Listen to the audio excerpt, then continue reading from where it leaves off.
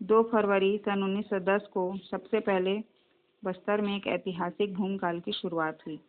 पुष्वाल बाजार लूटा गया, पुलिस थाने लूटे गए, शोषकों को मारा गया, जंगल विभाग के कार्यालय नष्ट कर दिए गए। यह एक आग की तरह विद्रोह फैल रहा था बस्तर में, और इस विद्रोह की सूचना अंग्रेजों को दे दी गई थी। अंग्रेज सरकार ने इस विद्रोह को कुचलने के लिए मेजर जनरल गेयर तथा डिवरे को 500 सशस्त्र सैनिकों के साथ बस्तर भेजा। क्रांतिकारियों ने अंग्रेजी सेना को घेर लिया। एक तरफ धनुष बाण, भाले और खरसों से लैस भूमकालीय मतलब आदिवासी थे, तो दूसरी ओर अंग्रेज और उनके बंदूकधारी सैनिक।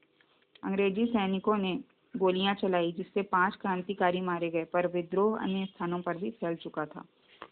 गुंडाधुर और उसके सहयोगी लाल कालेंद्र सिंह, रानी स्वर्ण कुंवर, बाला प्रसाद, नरसिंह तथा दुलार सिंह विद्रोह की आग को हवा दे रहे थे। वे क्रांतिकारियों के प्रेरणा स्रोत थे। डोंगरगांव, अलनार और कई स्थानों पर इसी तरह की मुठभेड़ों में लगभग 500 क्रांतिकारी मारे जा चुके थे। एक बार स्थिति यहाँ तक पहुँच गई कि सैकड़ों साथियों के साथ गुंडाधुर ने मेजर गेयर को घेर लिया। वह आत्मसमर्पण के लिए तैयार भी हो गया। तभी एक सोनू माझी नाम का लालची व्यक्ति, जो आदिवासियों का ही साथी था, अपने ही भाइयों के साथ उसने विश्वासघात किया।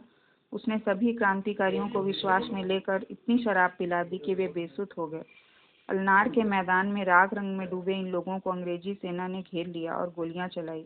सैकड़ों लोग मारे गए, पकड़े गए। लोगों को जगदलपुर के गोल बाजार में इमली के पेड़ पर फांसी दे दी गई। आदिवासियों को कई पर अंग्रेज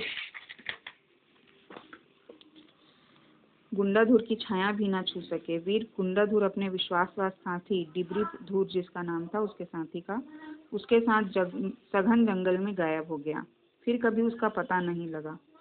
बस्तर के इतिहास का यह स्वतंत्र आंदोलन यद्यपि असफल हो गया, पर इस आंदोलन के जरिए गुंडाधुर ने आदिवासियों को उनके अधिकारों के लिए जागृत कर दिया। उनके भीतर अपनी मिट्टी, जंगल के प्रति प्रेम भाव जागा। वे देशभक्त बन गए। उन्हें अपनी संस्कृति और स्वाभिमान की रक्षा के लिए तत्पर रहने की प्रेरणा मिली। इधर लोगों के बदले तेवर देखकर शोषकों के मन में भय उत्पन्न हुआ। शोषक, अत्याचारी अधिकारी, सूदखोर और आदिवासियों के भोलेपन का लाभ लेने अन्य लोग भयभीत हुए और शोषण में कमी आई। पर यह सब गुंडाधुर और उसके विद्रोह भूमकाल के कारण ही हो सका। आज भी छत्तीसगढ़ में गुंडाधुर का नाम बड़ी श्रद्धा से लिया जाता है और गुंडाधुर को बस्तर का स्वाभिमान कहा गया है। इसीलिए तो इस पाठ के शब्दार्थ आप लोग लिख लेंगे।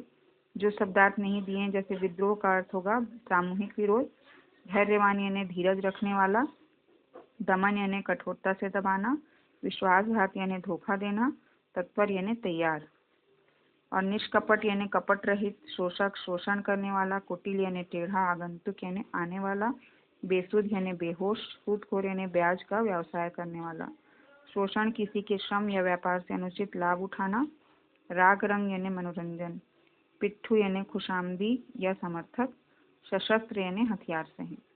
ये आप लोग लिख के याद करेंगे और प्रश्नोत्तर भी कॉपी में लिख लेंगे। धन्यवाद।